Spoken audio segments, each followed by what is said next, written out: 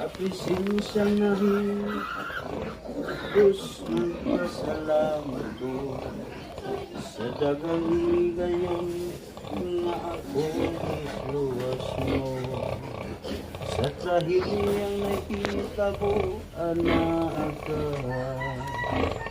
nadumi mo ang akong pangalayan.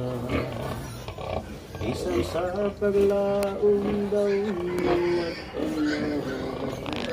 sa kamatayon daw kami po kauna.